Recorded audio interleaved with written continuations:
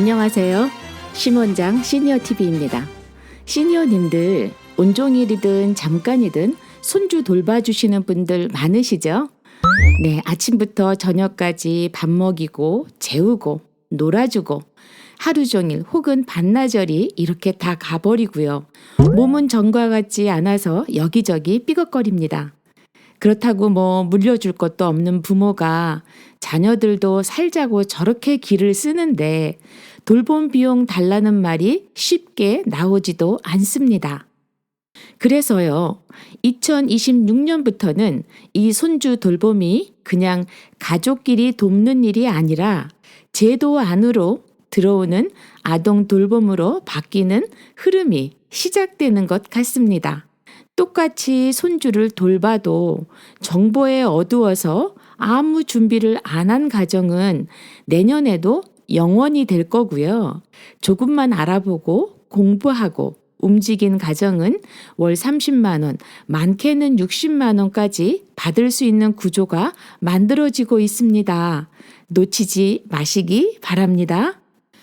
오늘 영상에서는요, 왜 이런 손주 돌봄 수당이 생기는지, 또 누가 어떤 조건일 때 받을 수 있는지, 그리고 우리 집이 대상이 되는지, 지금 당장 뭘 해야 하는지 이렇게 세 가지만 딱 정리해서 알려드리도록 하겠습니다.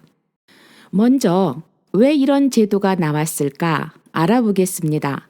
요즘은요, 맞벌이 부부가 정말 많습니다. 아이 맡길 때가 마땅치 않으니까 부부는 부부대로, 부모는 부모대로 힘들어지는 구조입니다. 실제로요, 통계청 자료에 의하면 전국 어린이집의 숫자가 2020년 대비해서 2025년은 약 26%나 감소하였다고 합니다. 그래서 자녀를 맡길 곳이 갑자기 줄어들었다는 겁니다. 교육부의 2024년 보육 실태조사에서는요, 조부모의 돌봄 지원이 부모 이외 양육 지원자의 85.7%를 차지한 것으로 나타났습니다. 이것은 조부모의 돌봄 참여가 이미 보편적 양육 형태로 자리 잡고 있음을 보여줍니다. 네, 어려운 말 필요 없이 결국은요, 할머니, 할아버지가 무보수로 아이 돌보미가 되는 구조가 되었다는 겁니다. 이러한 상황이 바람직하다 할 수 없습니다. 정부랑 지자체가 이제는 그냥 모른 척 넘어갈 수가 없게 된 것입니다. 저출생의 문제, 맞벌이의 문제, 노인 빈곤 문제 등이 모두 결합되어 있다고 보게 된 것이죠. 그래서 부모급여, 아이돌봄, 아동수당 같은 기존 지원에 더해서요, 조부모, 가족 돌봄에 별도의 수당을 붙이는 흐름이 나오고 있다는 겁니다.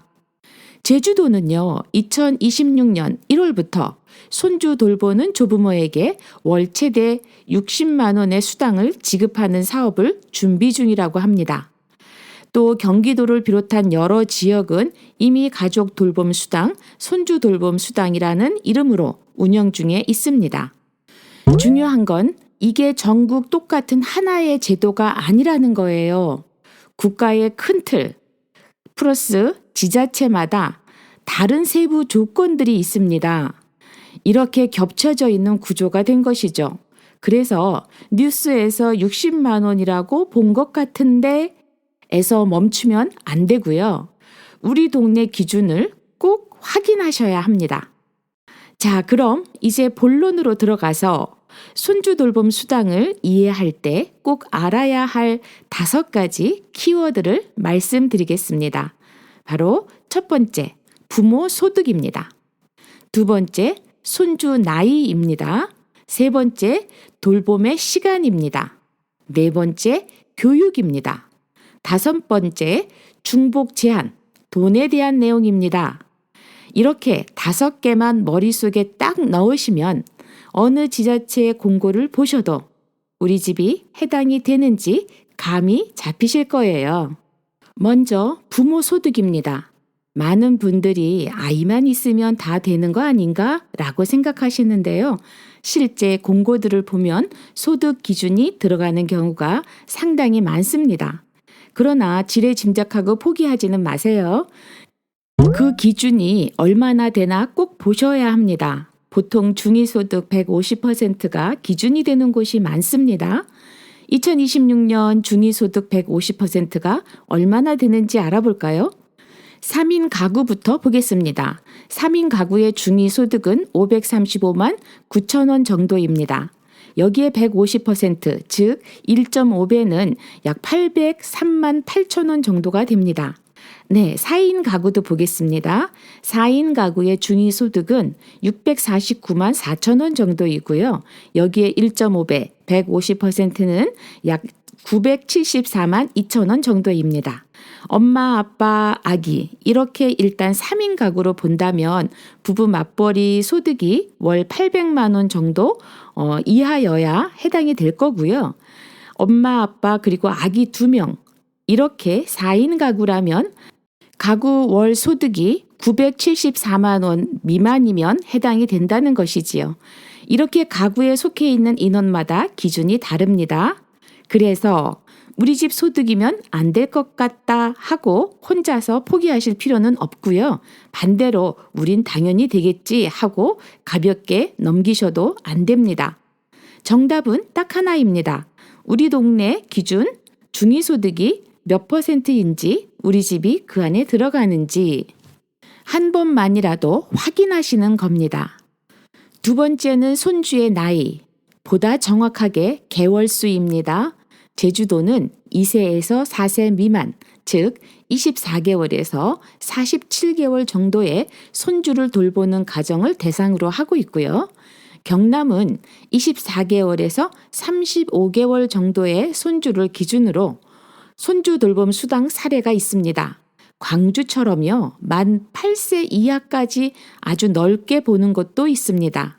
그러니까 우리 집 손주는 초등학교 들어갔는데 하시면 해당이 안 되는 경우가 아쉽게도 많고요. 보통은 만 2세에서 4세, 영유아 시기에 집중되어 있다 이렇게 이해하시면 됩니다.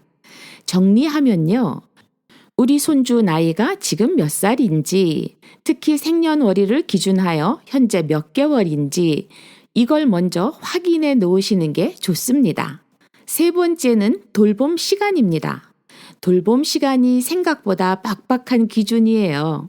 제주도, 경기도 여러 지자체 사례를 보면요. 공통적으로 이런 내용이 나옵니다. 월 40시간 이상 돌봄이 해당됩니다. 하루 종일 돌본다고 해도 최대 4시간까지만 인정합니다.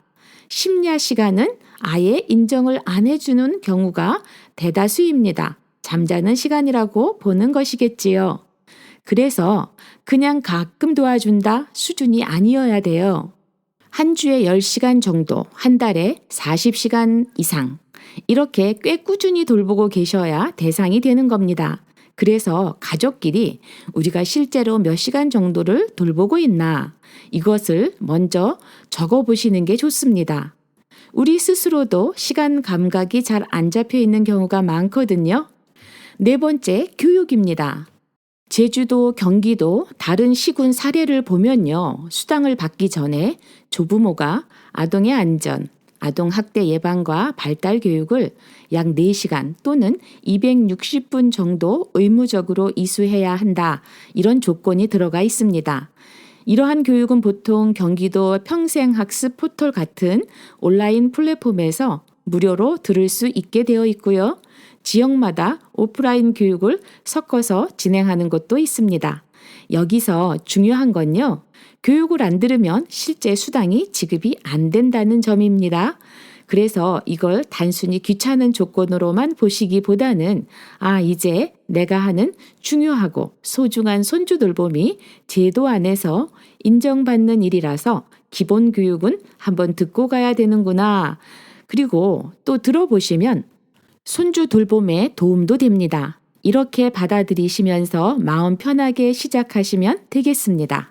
5번째, 마지막으로 제일 궁금한 돈 이야기입니다. 그리고 여기에는 꼭 같이 봐야 할 중복 제한이라는 개념이 붙어 있습니다. 대표적인 제주, 경기 사례를 보면요. 조건을 충족한다면 손주 1명 돌봄에 월 30만 원, 2명 돌봄에 월 45만 원, 3명 돌봄에 월 60만 원 이렇게 되어 있습니다. 어떤 지역은 월 20만 원 수준으로 운영되는 곳도 있습니다. 여기서 부모님들이 반드시 아셔야 할 것은 겹쳐서 받는 것은 거의 안 된다는 겁니다. 어린이집 보육료를 지원받는 아동이거나 정부 아이돌봄 서비스를 이용하는 가정은 손주 돌봄 수당과 중복 허용이 안 되는 경우가 대부분입니다. 그래서 이것도 받고 저것도 받고 손주 수당까지 다 받자. 이것이 아니라 우리 집은 어떤 조합이 손주 돌봄에 무리가 없는지 잘 계산을 해보셔야 합니다. 또 어떤 지역은 매월 1일부터 10일에만 신청을 받기도 하고요. 예산이 소진되면 조기 마감하는 형태로 운영되기도 합니다.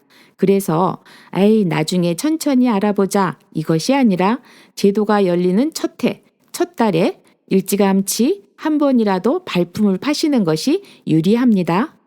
자, 그럼 이제 우리 집이 손주 돌봄 수당 후보인지 30초 동안 같이 체크를 해보겠습니다. 화면에 5가지가 나갈 텐데요. 마음속으로 예인지 아니오인지 한번 체크해 보세요. 첫 번째 부모 소득입니다. 대부분 중위소득 150%가 기준이 됩니다만 지역에 따라 다를 수 있으니 확인하셔야 합니다. 두 번째 손주 나이입니다. 우리 집 손주가 만 2세에서 4세 혹은 개월수가 해당 나이에 해당되는지 확인합니다. 셋째, 맞벌이 한부모 가정 여부입니다. 손주 부모가 맞벌이이거나 한부모 가정, 장애부모, 다자녀, 다문화 가정에 해당되는지 확인합니다. 넷째, 돌봄 시간입니다. 한 달에 40시간 이상, 일주일에 10시간 정도는 손주를 돌보고 계실까요? 네, 5번째입니다. 거주 지역의 제도를 확인합니다. 내가 사는 시, 군, 구에서 손주 돌봄 수당, 조부모 수당, 가족 돌봄 수당, 아이 돌봄비 같은 제도를 한 번이라도 제대로 확인해 본 적 있으실까요?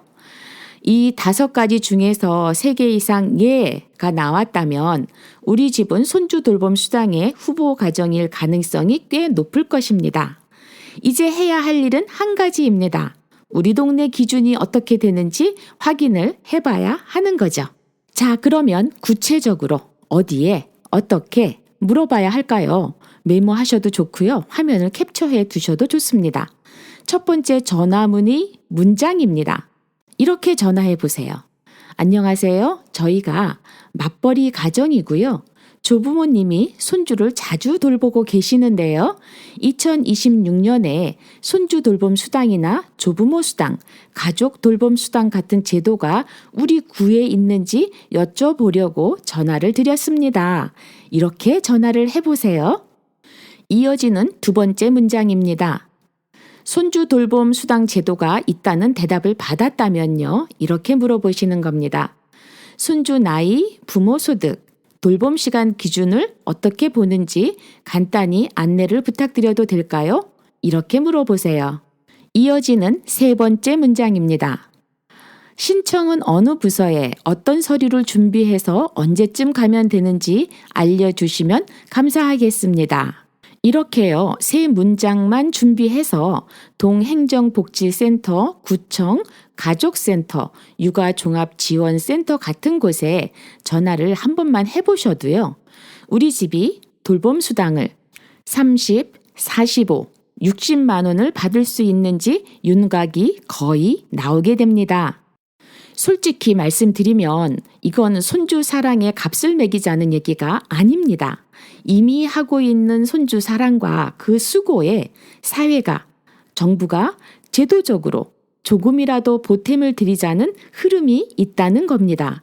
그래서 우리 집이 대상인지 한 번쯤은 꼭 확인해 보시라는 마음으로 이 영상을 준비했습니다. 지금 영상을 다 보셨다면요. 휴대폰을 들고 주민센터나 구청에 전화 한 통만 꼭 해보셨으면 좋겠습니다. 오늘 영상이 도움이 되셨다면 구독과 좋아요 그리고 공유도 부탁드리겠습니다. 지금까지 심원장 시니어TV였습니다. 우리 시니어님들 2026년에는 손주 돌봄도 일자리도 또 용돈도 조금 더 따뜻해지는 한 해가 되시길 진심으로 바라겠습니다. 고맙습니다. 안녕.